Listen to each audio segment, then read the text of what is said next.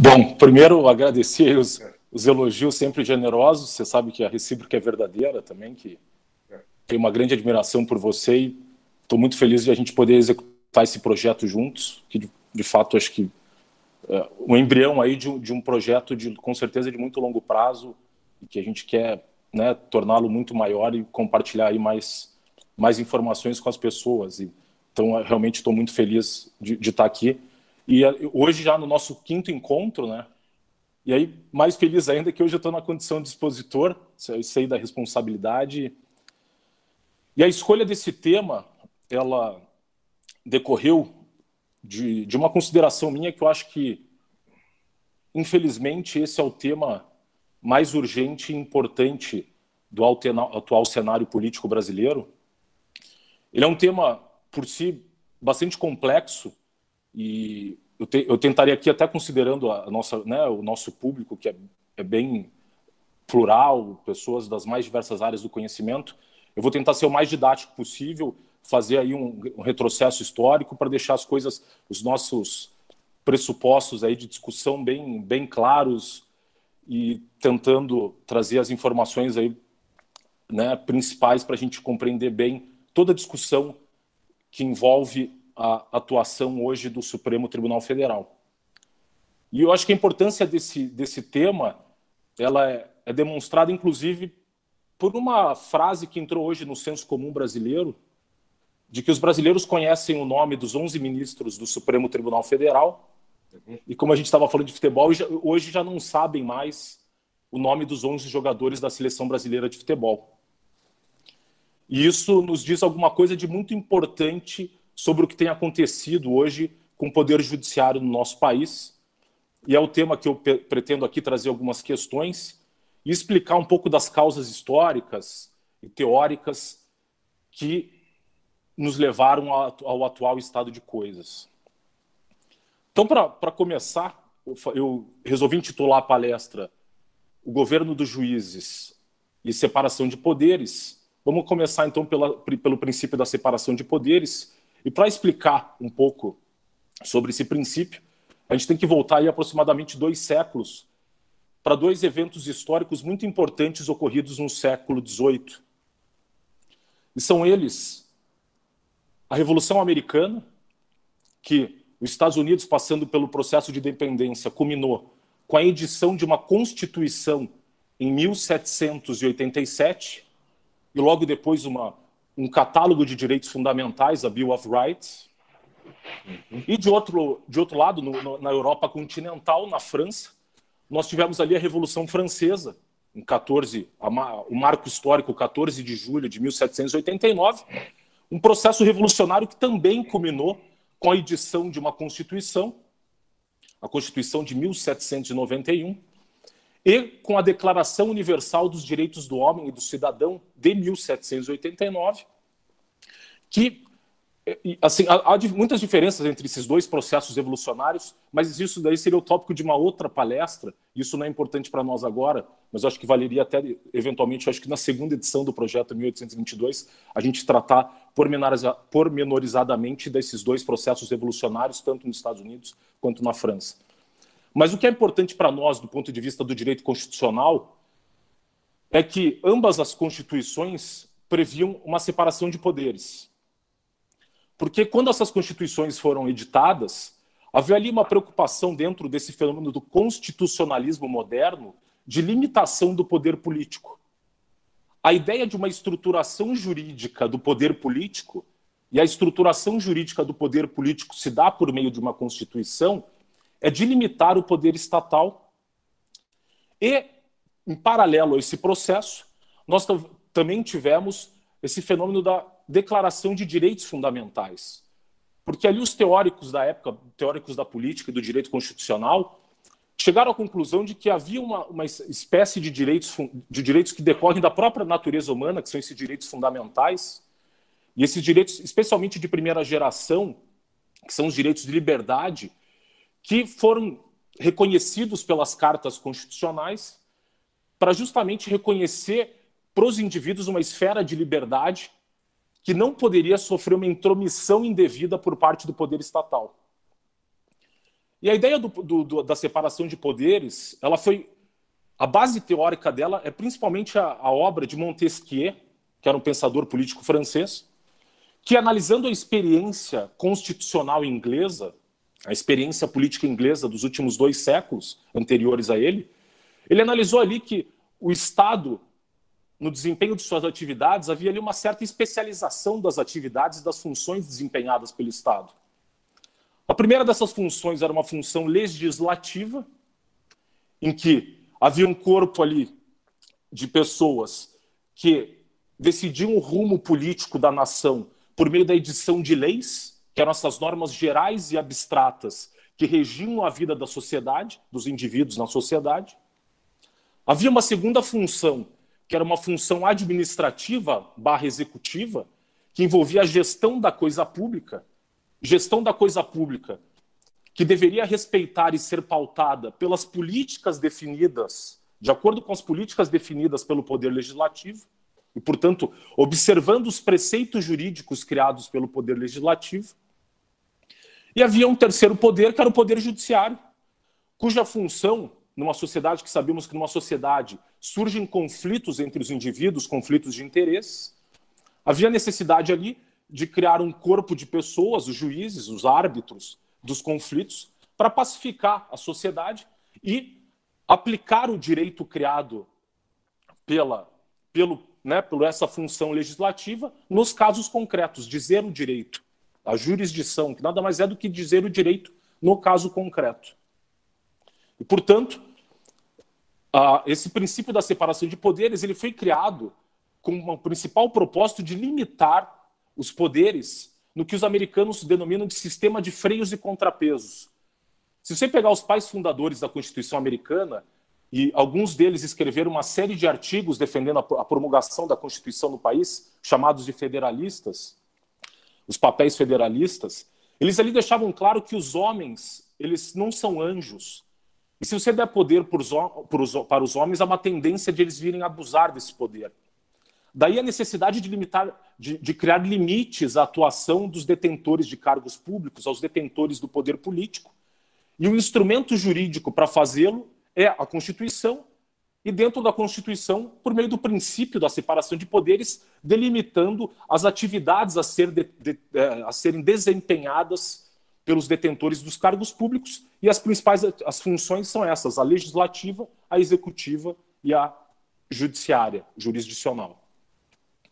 Então você cria um sistema do que eles chamam de checks and balances, freios e contrapesos, para que um poder venha a limitar o outro, e segundo a frase célebre do Lord Acton, de que o poder corrompe, o poder absoluto corrompe absolutamente. Então, quando surge esse fenômeno do constitucionalismo,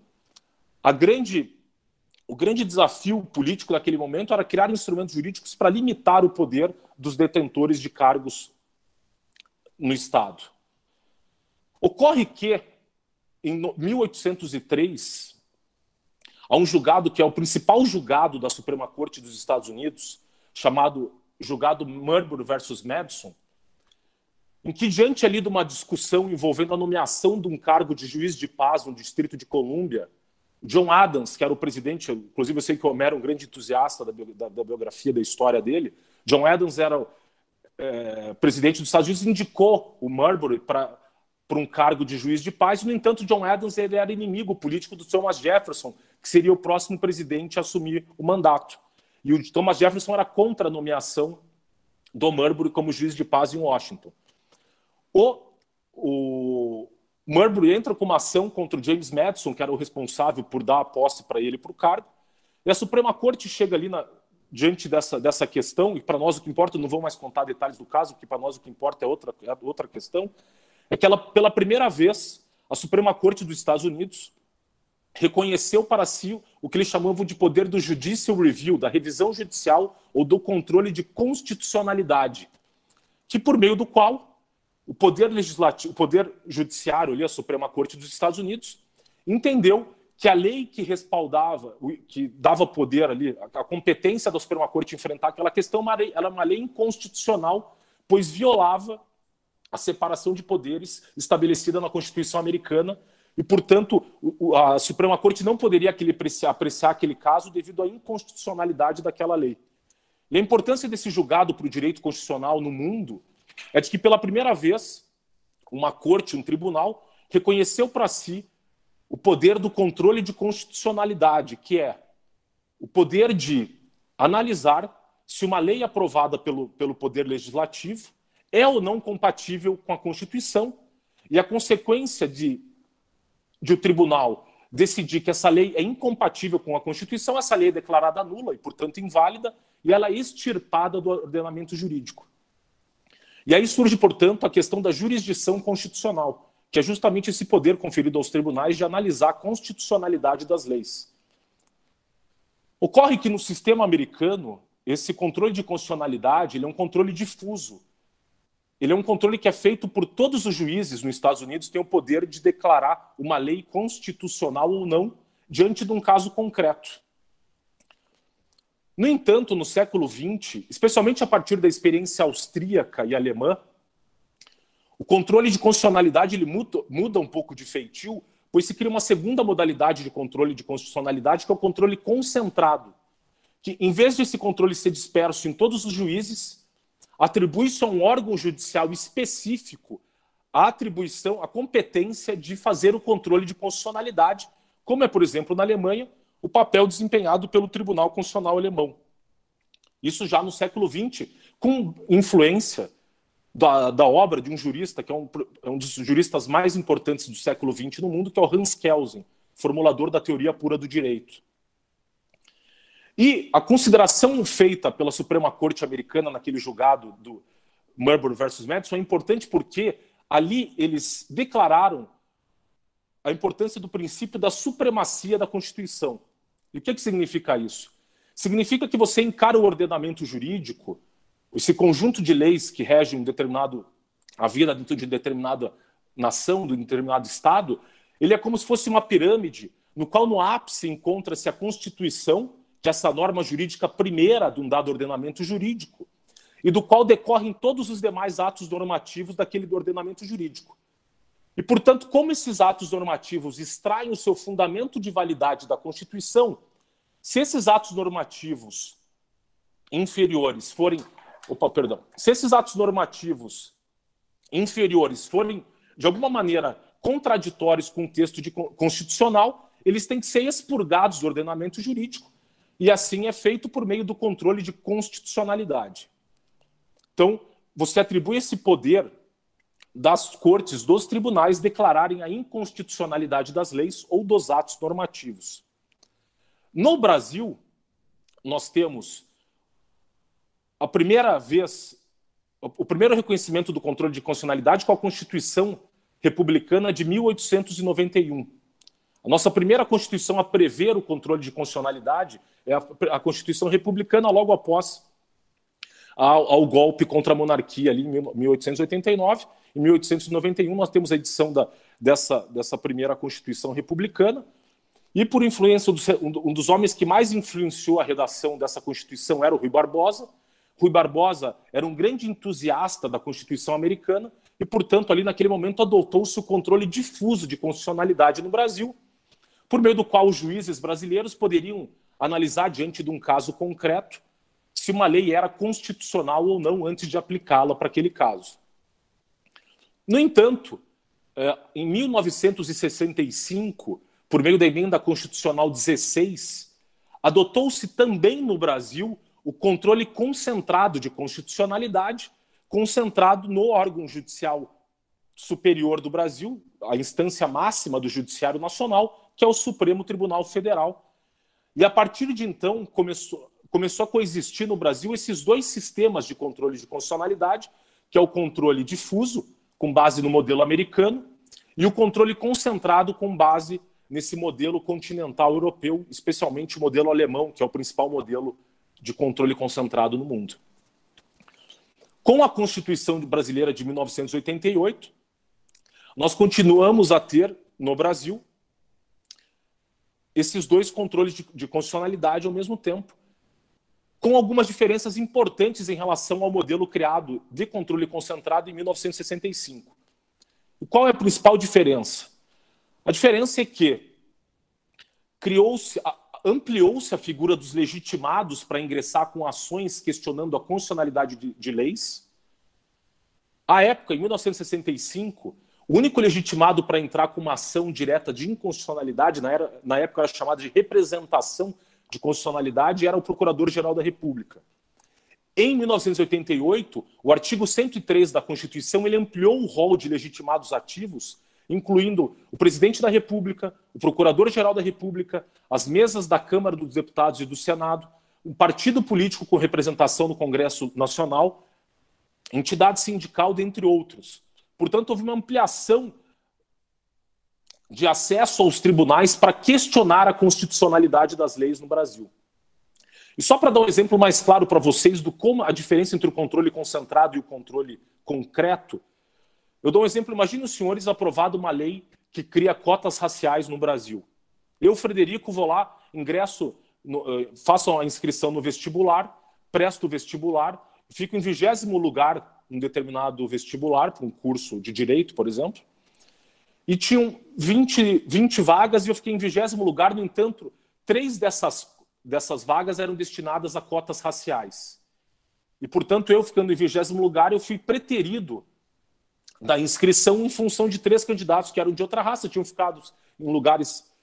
inferiores ao meu, em posições mais baixas, e, no entanto, eles tiveram a vaga garantida. Eu acho que meu direito foi atingido, eu entro com uma ação contra a universidade e eu digo para o juiz o seguinte: olha, juiz, essa lei ela é inconstitucional porque ela fere o princípio da igualdade, de que todos devem ser tratados de forma igual, indistintamente, independente de credo, raça. E aí o juiz vai analisar diante do meu caso concreto, ele fala: olha, você tem razão, essa lei é inconstitucional e, portanto, reconheço, diante da inconstitucionalidade dessa lei, eu reconheço o seu direito à inscrição no curso, né, visto que você passou em 20º lugar. Já o controle concentrado seria qual? Se uma dessas entidades que eu falei, arroladas ali no artigo 103 da Constituição, promovessem uma ação perante o Supremo Tribunal Federal, independente da discussão de um caso específico de fulano ou cicrano, de A ou B, e você discute a constitucionalidade da lei em tese, em abstrato, dizendo: olha, analisando essa lei, ela fere o princípio tal, devido a esses e esses motivos, essas razões, e, portanto, eu peço que o Supremo Tribunal Federal se manifeste declarando a inconstitucionalidade dessa lei. E a diferença entre as duas formas de declaração de inconstitucionalidade é que, no caso concreto, ela só vale para o meu caso, aquela declaração de inconstitucionalidade da lei só vale para mim, Frederico, e no caso do controle concentrado, quando ele é exercido perante o Supremo Tribunal Federal, essa declaração vale, ela tem um efeito que a gente chama de erga omnes, contra todos, e, portanto, ela vale para toda a população brasileira. E ela traz uma discussão no mundo, especialmente em relação à separação de poderes. Porque, dentro da teoria constitucional, discute-se que as Supremas Cortes, as Cortes Constitucionais, teriam uma função contramajoritária. Qual seria essa função? Quando o parlamento aprova uma lei que violaria, em tese, os direitos das minorias ou o texto constitucional, caberia a essas Cortes Constitucionais declarar a inconstitucionalidade dessas leis por violação ao texto constitucional. Só que nós temos um problema, que é que, numa democracia, as decisões políticas fundamentais a serem tomadas em relação aos rumos da nação devem ser tomadas pelo próprio povo, pois, numa democracia, o titular do poder político é o povo, que exerce esse poder político ou por meio direto, e no Brasil, nos termos da Constituição, os instrumentos de democracia direta são o plebiscito e o referendo. A gente teve o famoso referendo, por exemplo, discutindo a questão do Estatuto de Desarmamento no Brasil em 2005, em que o povo brasileiro pôde ir às urnas para manifestar ali sua posição relativamente à comercialização de armas de fogo no território nacional.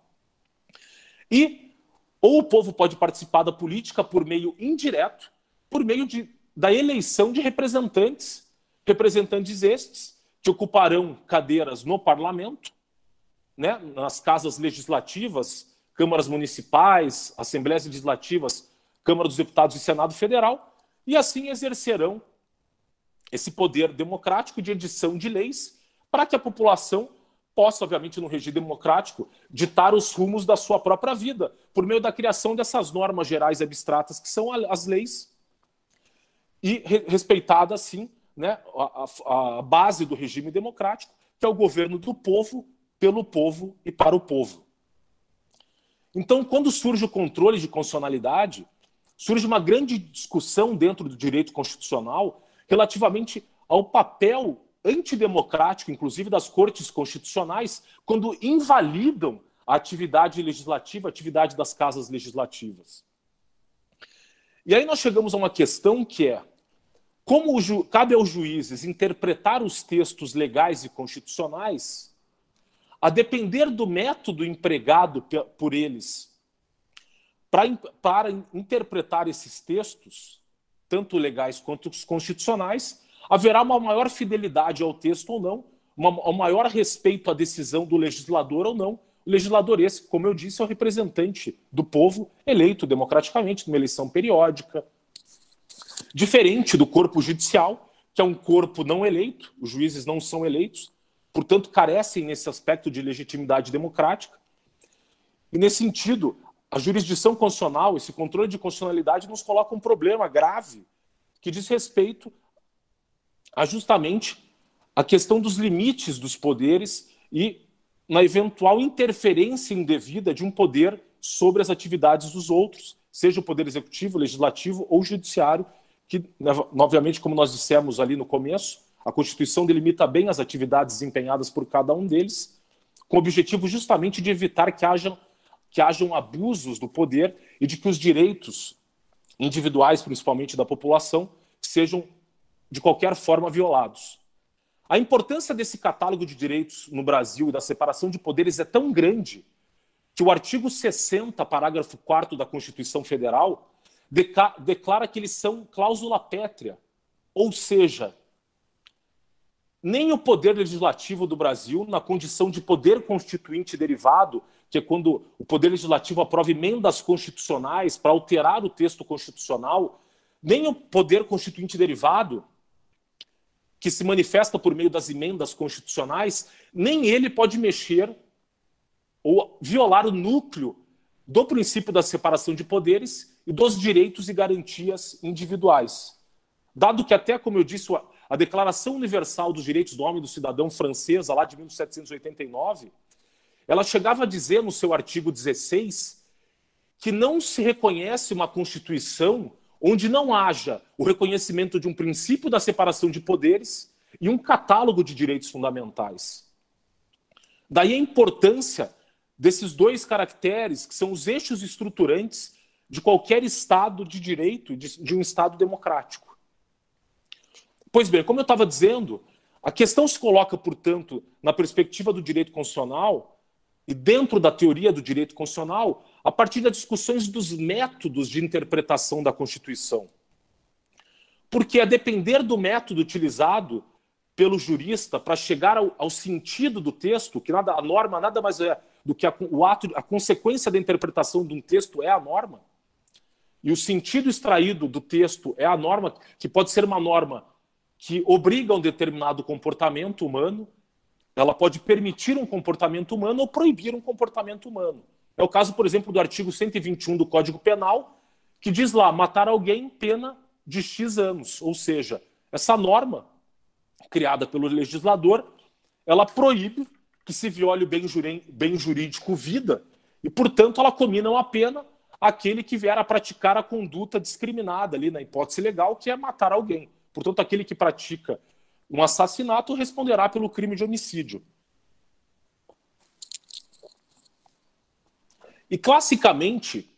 os métodos de interpretação do texto legal são o método clássico, o método literal, o método lógico, o método sistemático e o método histórico. O método histórico, por exemplo, ele é muito adotado nos Estados Unidos da América,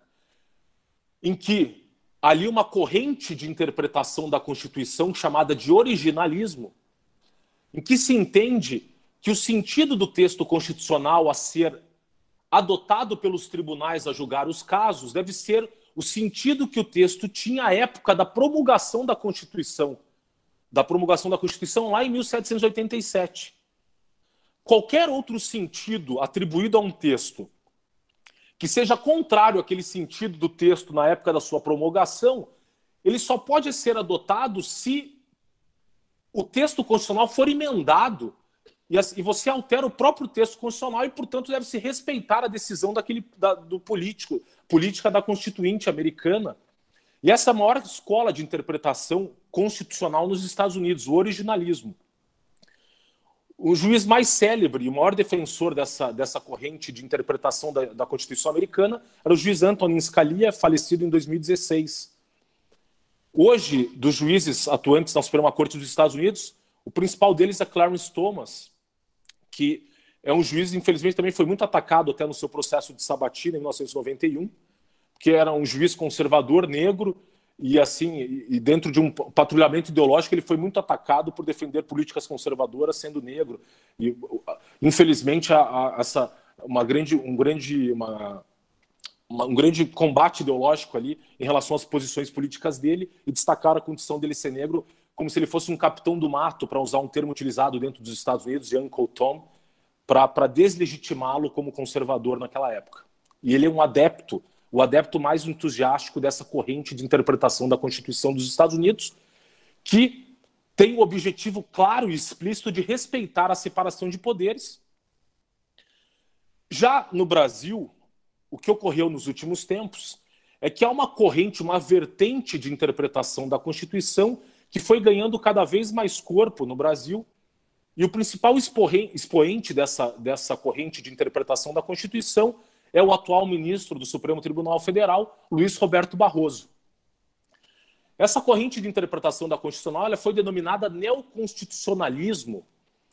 e ela, para explicar aqui de forma bem didática, eu vou tentar ser o mais didático possível, porque de fato é um debate bem técnico dentro da ciência, especialmente do direito constitucional, da ciência jurídica. Então vou tentar ser o mais didático possível. E essa teoria neoconstitucionalista, ela se baseia em 3 princípios, em 3 fundamentos principais. O primeiro deles é um fundamento normativo, o segundo é um fundamento metodológico e o terceiro um fundamento organizativo. Para os adeptos dessa corrente de interpretação da Constituição, e essa corrente se baseia especialmente nas ideias de 2 juristas, um jurista americano chamado Ronald Dworkin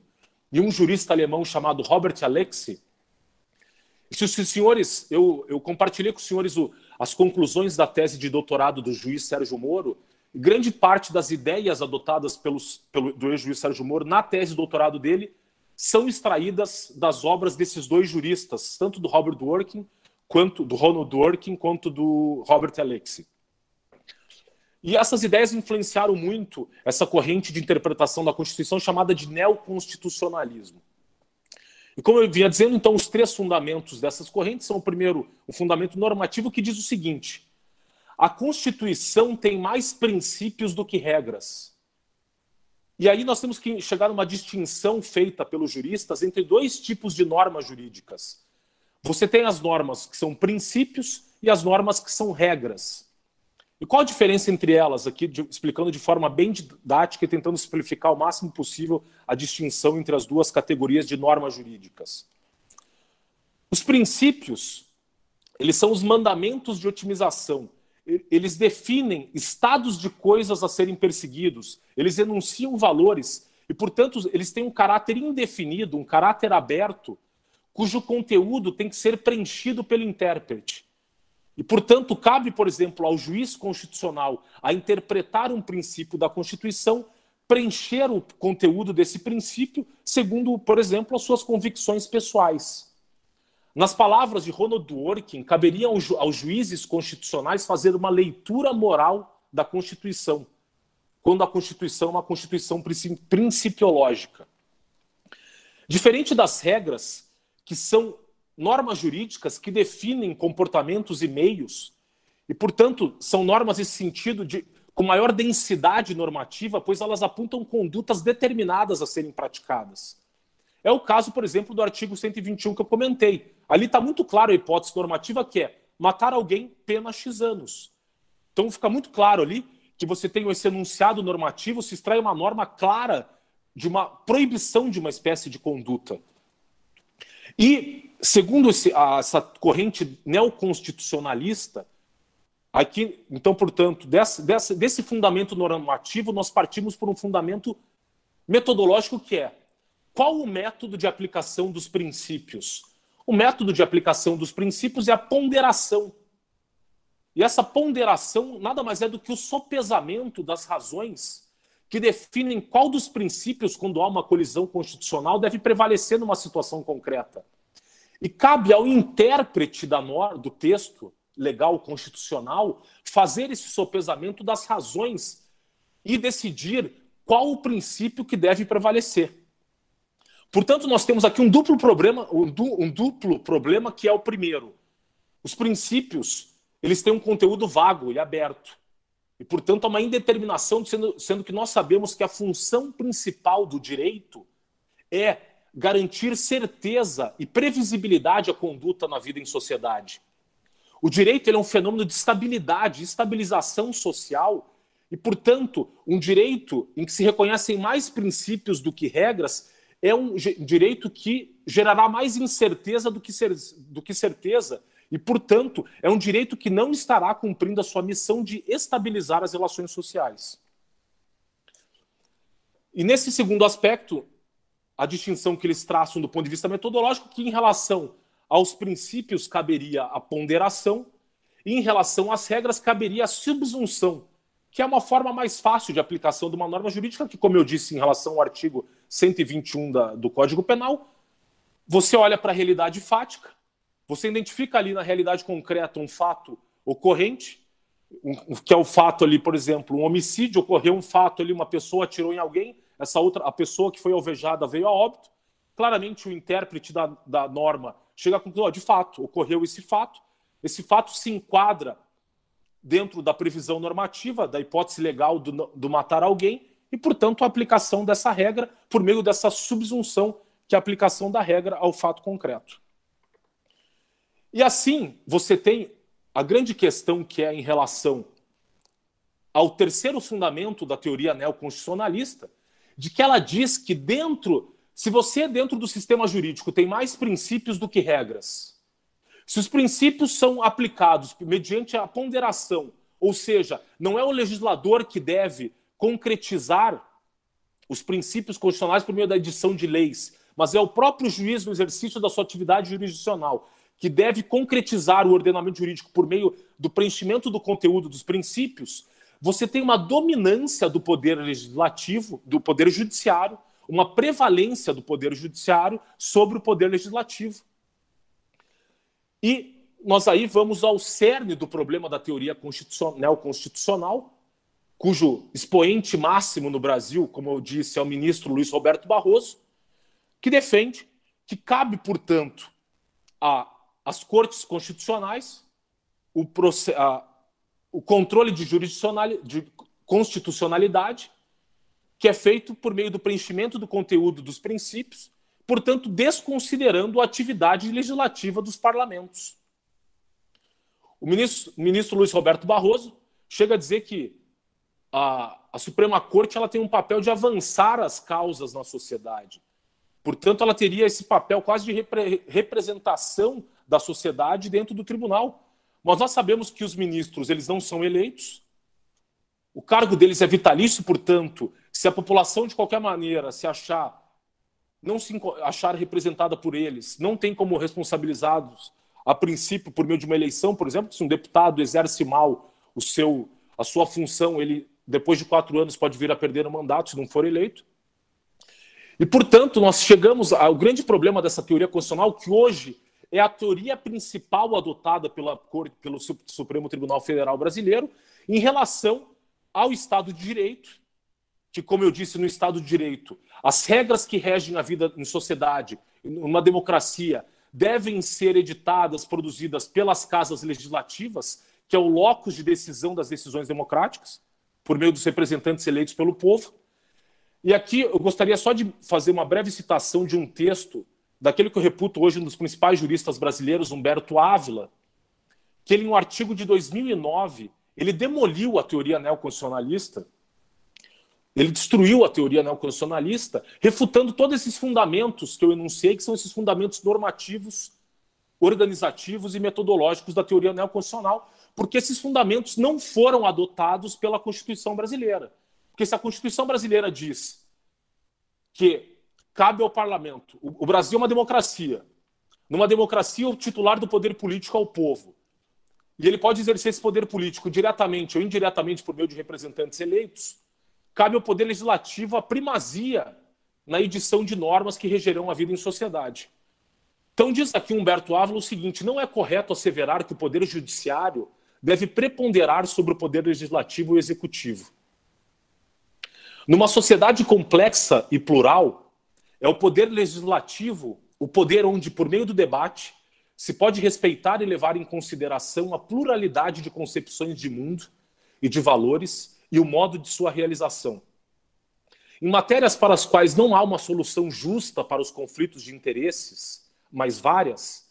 não um só caminho para a realização de uma finalidade, mas vários, é por meio do poder legislativo que se pode melhor obter a participação e a consideração da opinião de todos. Num ordenamento constitucional que privilegia a participação democrática e reserva ao poder legislativo a competência para regular por lei um sem número de matérias, não se afigura adequado sustentar se passou do poder legislativo para o poder judiciário, nem que se deve passar ou é necessariamente bom que se passe de um para outro. Se existe um modo peculiar de teorização e aplicação do direito constitucional, pouco importa a sua denominação baseado no modelo normativo da regra ou princípio, metodológico da subsunção à ponderação, organizacional do poder legislativo ao poder judiciário, mas esse modelo não foi adotado e não deve ser adotado, nem é necessariamente bom que o seja. É preciso repensá-lo com urgência. Nada, absolutamente nada é mais premente do que rever a aplicação desse movimento que se convencionou chamar de neoconstitucionalismo no Brasil. Se verdadeiras as conclusões no sentido de que seus fundamentos não encontram referibilidade no ordenamento jurídico brasileiro, defendê-lo direta ou indiretamente é cair numa invencível contradição performática. É defender a primazia da Constituição violando-a. O neoconstitucionalismo, baseado nas mudanças antes mencionadas aplicado no Brasil, está mais para o que se poderia denominar provocativamente de uma espécie enrustida de não constitucionalismo. O movimento, uma ideologia que barulhentamente proclama a supervalorização da Constituição enquanto silenciosamente promove a sua desvalorização. E, portanto, essa teoria de interpretação da Constituição não se coaduna com o princípio da separação de poderes tal qual existente no Brasil e declarado cláusula pétrea no artigo 60, parágrafo 4º da Constituição Federal Brasileira. E aqui eu acho muito interessante mencionar para os senhores os frutos da experiência de um juiz que passou pelo pelo Supremo Tribunal Federal Brasileiro, Eros Grau, indicado pelo ex-presidente Lula, professor de Direito Econômico da Universidade de São Paulo, que era um homem de formação marxista, comunista, declaradamente comunista, e que no exercício da sua função judicante como juiz constitucional, ele era um defensor da teoria neoconstitucionalista, mas vendo os absurdos praticados pelo Supremo Tribunal Federal, e ele na função ali de juiz, enquanto esteve presente naquela corte, ele escreveu um livro, depois de sair do tribunal, em que ele fez esse livrinho aqui, que eu até indico a leitura para os senhores, que é Por que tenho medo dos juízes? Que ele vislumbrou os arbítrios que essa teoria neoconstitucionalista, o que ele chama uma tirania dos princípios, ela confere um poder desmedido aos juízes que simplesmente violam o princípio da separação de poderes, impondo à sociedade as preferências ideológicas, as convicções pessoais e os valores deles, juízes, sobre o resto da sociedade, quando eles não detêm a legitimidade democrática para fazê-lo. E daí, a refutação do Eros Grau nesse livro, que chega a dizer, de forma humilde, inclusive com humildade intelectual, reconhecendo o mérito da obra do jurista Humberto Ávila, num livro chamado Teoria dos Princípios, em que ele reconhece Eros Grau e falou: olha, Humberto Ávila, eu tenho de dar as mãos à palmatória que eu estava errado e você estava certo. O neoconstitucionalismo é uma ideologia, ele não está albergado pela Constituição brasileira, ele é uma teoria antidemocrática e, portanto, deve ser rechaçada num Estado, pela Constituição brasileira, num Estado que se pretende democrático e respeitador da separação de poderes. E, portanto, meus amigos, todos os fatos aqui eu poderia rolar uma série de recentes julgados do Supremo Tribunal Federal que, fiando-se na teoria neoconstitucional, violaram a separação de poderes. E eu cito como exemplo mais aberrante de um absurdo, de um arbítrio praticado pelo STF, a decisão na ADIM, na ação direta de inconstitucionalidade por omissão 26, em que, provocado ali por um partido político em relação à não criação do tipo penal de homofobia no Brasil, não existe no Brasil um tipo penal, um crime definido no Código Penal como de homofobia. O Supremo Tribunal Federal foi provocado a se manifestar sobre essa omissão do parlamento, e o partido político que promoveu essa ação disse o seguinte: olha, Supremo, até hoje não foi criado o tipo penal de homofobia no Brasil, portanto, diga se isso é compatível ou não com a Constituição brasileira. O Supremo Tribunal Federal chegou ao entendimento de que, nos termos da Constituição, seria devido à criação desse tipo penal e o fez por meio de uma decisão judicial, sendo que o artigo 5º, inciso 39 da Constituição Federal, o artigo 5º, que é o principal artigo constitucional que define ali os direitos fundamentais dos cidadãos brasileiros, ele diz o seguinte: não há no Brasil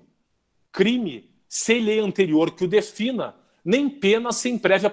cominação legal.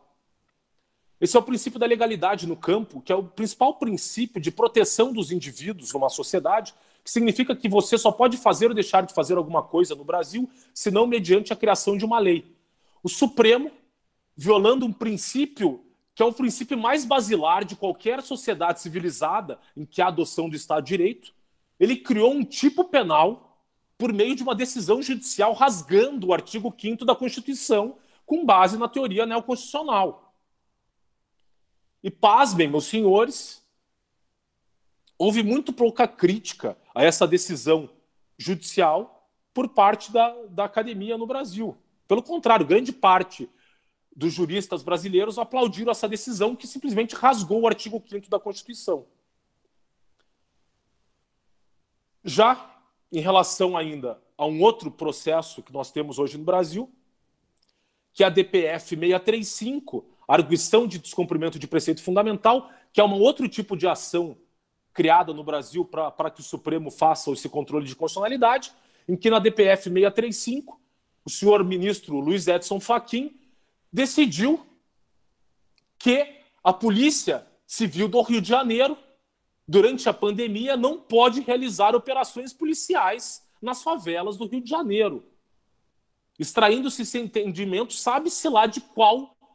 artigo dispositivo da Constituição. Aí até eu vi que meu amigo Diego Pesce está presente assistindo a palestra, ele foi o nosso terceiro expositor. Obviamente, dentro desse, a gente só consegue entender essa decisão do Fachin dentro do fenômeno da bandidolatria ou do democídio. Porque, assim, uma decisão judicial que impede a polícia de realizar as suas atividades de combate ao crime, que nós sabemos em territórios dominados pelo narcotráfico, tal como ocorre nas favelas do Rio de Janeiro, é uma decisão que rasga a Constituição brasileira novamente, e novamente uma grande parcela da Academia dos Juristas Brasileiros bate palma para essa decisão. Então, o que nós temos hoje no Brasil é, de fato, não mais, e aqui eu acho que é a principal questão a ser travada no Brasil, que, diferente do que o ministro Dias Toffoli disse em Portugal, de que nós teríamos hoje um regime semipresidencial no Brasil, com poder moderador, o que nós temos hoje no Brasil é uma oligarquia judicial, uma tirania imposta pelo judiciário, um Estado judicial em que o Supremo se afastou de qualquer parâmetro de constitucionalidade, o Supremo não mais interpreta a Constituição, mas cria normas jurídicas ao seu bel prazer, desconsiderando o texto constitucional, já não é nem mais rasgando a Constituição. Não é um fenômeno de ativismo judicial. Porque o ativismo judicial ele ocorre quando o tribunal, por exemplo, ao exercer a interpretação do texto constitucional, ele expande a interpretação do texto para hipóteses não inicialmente previstas. Esse é o fenômeno do ativismo judicial. O que ocorre hoje no Brasil não é ativismo judicial, é um Estado judicial em que a vontade política que prevalece não é a vontade política dos representantes eleitos pelo povo no parlamento, mas a vontade política dos ministros do Supremo Tribunal Federal, que não foram eleitos para tanto, não têm legitimidade democrática para tanto, e, portanto, eles a gente falar em rasgar a Constituição hoje é uma figura que não cabe para explicar o que está ocorrendo no Brasil. Não é ativismo judicial. O que nós temos hoje é uma usurpação dos poderes democráticos pelo Supremo Tribunal Federal, inclusive com um professor titular de Direito Administrativo da Pontifícia Universidade Católica, vindo a dizer que os ministros do Supremo Tribunal Federal, pelo que eles têm feito em relação à usurpação desses poderes, deveriam responder pelo crime previsto no Código Penal de usurpação de função, pois é isso que eles estão fazendo. E o que ocorre hoje, essa análise que eu fiz é uma análise do ponto de vista do direito constitucional. O segundo momento da minha fala, eu queria dedicar a análise desse fenômeno do ponto de vista da ciência política, com base nas considerações desse livro, Rumo à Juristocracia, de Hans Herschel, que é um professor de direito constitucional da Universidade de Toronto. O Hans Herschel, ele se dedicou ao estudo da Constituição em diferentes países do mundo e desse fenômeno do constitucionalismo em diferentes países do mundo, especialmente no Israel, Canadá, Nova Zelândia e África do Sul. E por que esses 4 países que ele analisou? Porque eram países que não tinham, até pouco tempo atrás, o controle de constitucionalidade, tal como eu disse que foi esse controle criado nos Estados Unidos em 1803, e depois adotado pelos outros países do mundo com base na experiência austríaca e alemã. Israel veio adotar o controle de constitucionalidade em 1992, o Canadá em 1982, a Nova Zelândia em 1990 e a África do Sul inicialmente em 1993 e 1996. E ele analisou assim, por que as elites políticas desses países subitamente resolveram transferir a esfera, porque ele denomina de juristocracia justamente esse fenômeno de transferência das decisões políticas do parlamento para o poder judiciário por meio do controle de constitucionalidade ou da revisão judicial. E ele olhou para esses 4 países que tiveram essa experiência recente e falou assim, o que levou as elites políticas, econômicas e judiciais desses países a criar a figura do controle de constitucionalidade nesses países e de uma carta de direitos, porque esses países também não tinham uma carta de direitos, tal como temos no Brasil, ali no artigo 5º, ou Estados Unidos, por exemplo, na Bill of Rights. Ele analisou que essa é uma estratégia adotada pelas elites políticas do país quando elas vislumbravam uma perda de poder ou da sua hegemonia política no parlamento.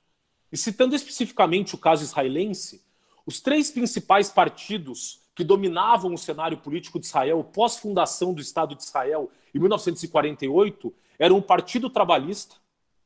o Likud, que era um partido mais à direita, o Partido Trabalhista, um partido de centro-esquerda, e o Meretz, que era um partido de esquerda. Esses 3 países, eles começaram a perder a hegemonia política em Israel, principalmente para as forças conservadoras do país, que começaram a surgir vários partidos, especialmente ligados aos judeus ortodoxos em Israel, e eles começaram a dominar paulatinamente, a ganhar cadeiras dentro do parlamento. Então, como resguardar a sua influência política,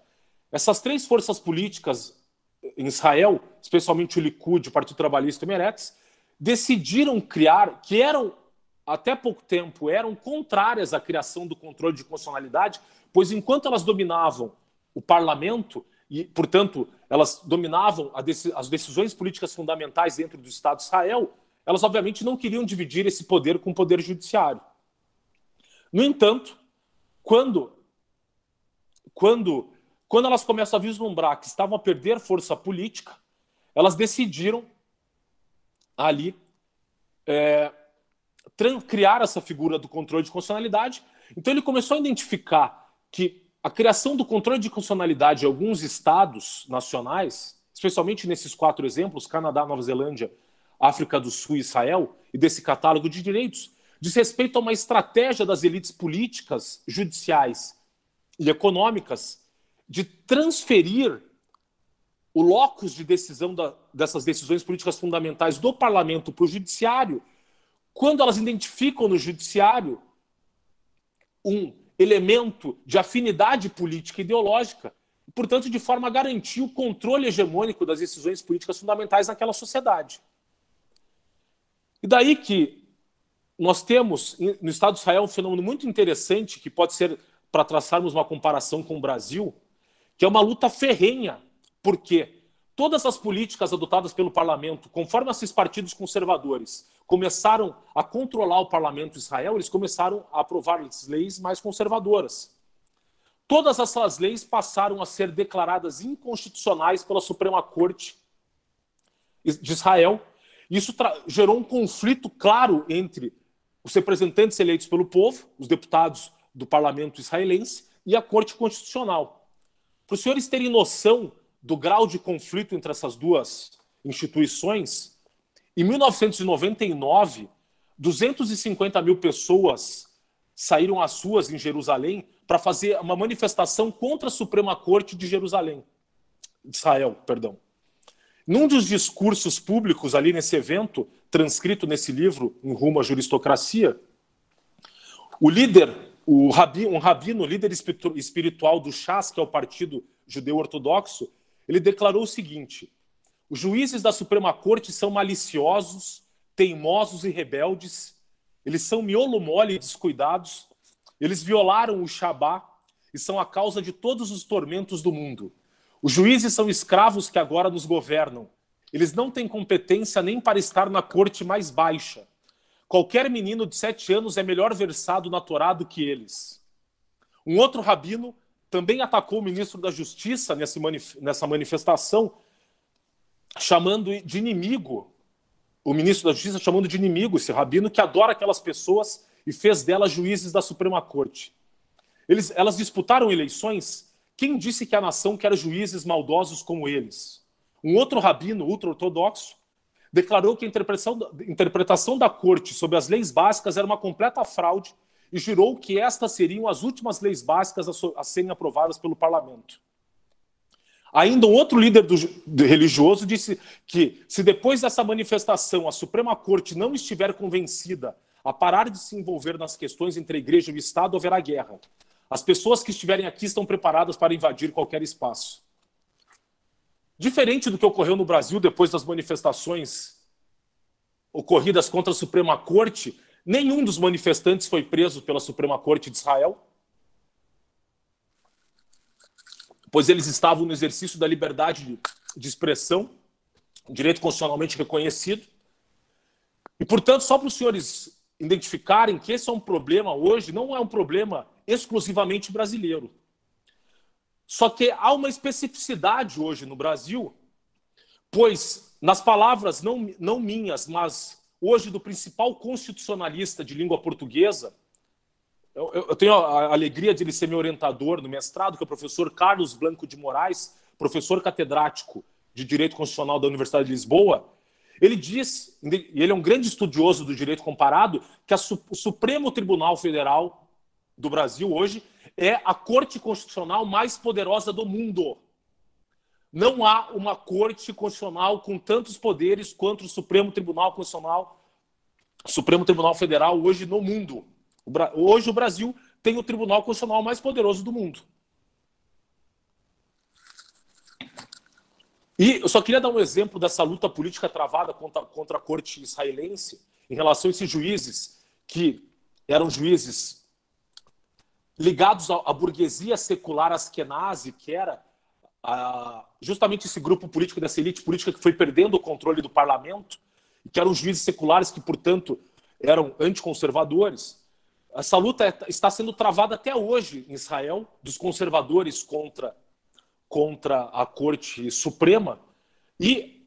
a principal política em Israel que advogou contra a Suprema Corte, a mais atuante delas e mais combativa, era a deputada Ayelet Shaked, que se elegeu deputada do parlamento israelense em 2013. Em 2015, ela era engenheira de software, bem nova, e apesar de ser uma secular, ela não era ligada a nenhum grupo religioso ortodoxo, ela era de um partido dos judeus ortodoxos, porque ela via como missão política dela justamente construir uma ponte entre os judeus ortodoxos e os outros judeus mais liberais em Israel. E ela travou uma luta grande contra a Suprema Corte de Israel. Dentre outras, ela apresentou um projeto de lei cujo texto tinha como missão declarar, eventualmente, a nulidade das decisões tomadas pela Suprema Corte israelense que viessem a violar a separação de poderes em Israel. Da mesma forma, ela combateu muito a forma de nomeação dos ministros da Suprema Corte de Israel, que lá é composta a uma comissão de 9 pessoas, 3 ministros da Suprema Corte, 2 representantes da Ordem dos Advogados, o ministro do Interior, o ministro da Justiça e um líder religioso. Essas 9 pessoas que escolhem os ministros da Suprema Corte de Israel. E como havia ali uma preponderância de 2 advogados e 3 juízes da Suprema Corte, eles formavam 5 dos 9 membros dessa comissão,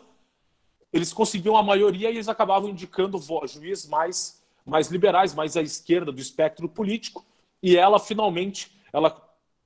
conseguiu inverter essa relação e conseguiu indicar juízes não conservadores, mas juízes que viessem a respeitar as decisões tomadas pelo parlamento. Tem uma discussão interessante nos Estados Unidos, por exemplo, em relação, para falar do Antonin Scalia, que ele, apesar de era um juiz conservador, um católico, pai de 8 filhos, um desses filhos, inclusive padre, ele, obviamente, era um homem contra o aborto, mas na visão dele, por exemplo, a Constituição dos Estados Unidos nada diz sobre a questão do aborto. Portanto, não cabe à Suprema Corte dos Estados Unidos falar se o aborto é ou não constitucional. Para o Antonin Scalia, como um juiz constitucional que respeita a separação de poderes, a função de dizer se o aborto deve ser legal ou não é dos parlamentos estaduais, das Assembleias Legislativas dos Estados americanos ou do Congresso americano, do Senado e da Câmara dos Deputados. Não cabe à Suprema Corte se miscuir sobre esse tema na visão dele, que é a visão constitucional dele, com base no princípio da separação de poderes estabelecidos na Constituição americana. E, portanto, já para fins de conclusão da minha exposição, nós temos hoje, portanto, um problema muito grave no Brasil, que é o problema desse Estado judicial, que ocorre fundamentalmente com base, do ponto de vista da teoria do direito constitucional, pela adoção dessa vertente de interpretação constitucional, que é o neoconstitucionalismo, e ainda, obviamente, pelas predileções político-ideológicas dos atuais ministros da Suprema Corte do Brasil. E aqui eu queria só destacar um trecho de um voto pouco conhecido do ministro Gilmar Mendes, numa DIN 5526, tomada em 2017, em que ele, antes ainda da eleição do atual presidente da República, em 2017, ele foi visitar a Alemanha. E é importante falar que todo esse sistema, do ponto de vista institucional, que deu poder à Suprema Corte no Brasil, saiu da cabeça do Gilmar Mendes. Porque o Gilmar Mendes, a dissertação de mestrado dele e a tese de doutorado dele foram feitos na Alemanha. Elas se dedicaram a estudar o controle de concentrado de constitucionalidade alemão. E aqui há de se dizer que é uma boa tese de doutorado, bem escrita, tecnicamente bem fundamentada, mas ele foi o artífice de todo esse sistema criado no Brasil pós-88. As leis que prevêem essas ações, que regulamentam as ações de controle de constitucionalidade do Brasil, foram editadas em 1999 e saíram da pena do Gilmar Mendes quando ele atuava na Casa Civil do então presidente Fernando Henrique Cardoso. Portanto, do ponto de vista institucional, o criador desse monstro jurídico, que é o atual Supremo Tribunal Federal, é o ministro Gilmar Mendes. E daí a importância que eu quero fazer de uma citação que ele fez aqui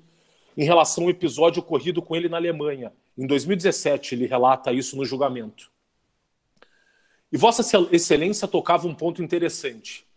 Nesses dias, eu estive na Corte Constitucional Alemã e o presidente da Corte dizia: a nossa missão é exatamente a conciliação, a tentativa de contribuir para a pactuação. E revelava, então, uma preocupação com o sistema alemão, porque agora, com 13% para essa força da extrema-direita, dizia ele, se referindo ao partido AfD, nós teríamos uma imensa dificuldade de construir consenso, inclusive para a composição da própria Corte Constitucional, porque, dizia ele, a CDU-CSU tinha 4 vagas para eleição que fazem para o Bundestag, pelo parlamento, e sempre deferia uma vaga para o Partido Liberal quando ele compunha o parlamento. Assim como o SPD, os sociais-democratas, concedia uma vaga para o Greiner, o Partido Verde, como nós sabemos, que é um tipo de tratativa que existe aqui no parlamento quando se trata dos partidos menores na representação das comissões. Vossa Excelência, que viveu essa realidade, conhece muito bem. Dizia ele agora: não consigo conceber que essa massiva maioria venha conceder uma vaga para um partido de extrema-direita para compor o parlamento. Ele dizia: a nossa democracia até aqui, e desde 1949, quando é promulgada a lei fundamental alemã, tem sido uma democracia de consenso. E ele acaba de produzir um livro que parece um breviário de sua obra, na Corte Constitucional Alemã, dizendo: a Constituição do Meio, a tentativa de a Corte atuar no sentido do equilíbrio. Ou seja, o juiz da Corte Constitucional Alemã, identificando numa determinada força política do seu país, uma força que deve ser combatida, que no caso é a AfD, que era contra a política imigratória da Angela Merkel. E extrapolando essa visão para os atuais ministros da Suprema Corte brasileira, nós temos aqui, dentro desse conceito do que seja extrema-direita, na semana passada, o ministro do Supremo Tribunal Federal, Alexandre de Moraes, afirmou que há hoje no Brasil uma nova extrema-direita que está invadindo o poder para corroer as instituições democráticas. Na opinião dele, ideólogos norte-americanos criaram a ideia de se corroer o poder a partir de eleições, a partir da assunção do poder pelas vias democráticas, mas se corroer de tal forma que pudesse simplesmente afastar qualquer tipo de oposição, qualquer tipo de ideia contrária. Estamos percebendo não só no Brasil a questão das fake news, mas também na Europa, principalmente Hungria, Polônia e a própria realidade dos Estados Unidos. É o que se está confundindo liberdade de expressão com desinformação, com possibilidade do discurso de ódio, com a possibilidade do discurso de ataque à democracia, de ataque às instituições. Da mesma forma como para o ministro Luiz Roberto Barroso, em recente live, na qual ele participou com o youtuber Felipe Neto, ele declarou que a ditadura do Nicolás Maduro seria uma ditadura também de extrema-direita. Então vejam as concepções político-ideológicas que os ministros da Suprema Corte declaram em público e que em qualquer outra corte constitucional do mundo, os ministros exercem o que se chama de autocontenção e não se envolvem em questões políticas, porque questões políticas numa democracia cabem ao parlamento discutir e decidir, e não às cortes constitucionais, que devem, dentro de uma sociedade que se pretende democrática, respeitar o princípio da separação dos poderes e, portanto, autoconter-se e exercer essa autocontenção, respeitando o princípio que é fundamental numa democracia, e, como eu disse, segundo a própria Declaração Universal dos Direitos do Homem e do Cidadão, que não há Constituição sem respeito, sem a declaração do princípio de separação de poderes e sem respeito aos direitos fundamentais. E, portanto, assim encerro a minha exposição, trazendo essas reflexões, tanto do ponto de vista da teoria do direito constitucional, quanto da ciência política, especialmente por meio dessa obra aqui, A Juristocracia. E, por fim, querendo indicar mais 2 livros para os senhores, um falando sobre o fenômeno do ativismo judicial, do Elival Silva Ramos, que é professor titular de Direito Constitucional da USP, um crítico do ativismo judicial. E, por fim, O Inquérito do Fim do Mundo, que é um livro aí coordenado pela promotora de justiça aqui do Paraná, Cláudia Piovesan, falando sobre o inquérito das fake news, inquérito recentemente instaurado pelo Supremo Tribunal Federal no ano de 2019, instaurado pelo ministro Dias Toffoli, designando como condutor do inquérito ao ministro Alexandre de Moraes. E, portanto, assim encerro a minha exposição, abrindo aí as perguntas do público. Muito obrigado.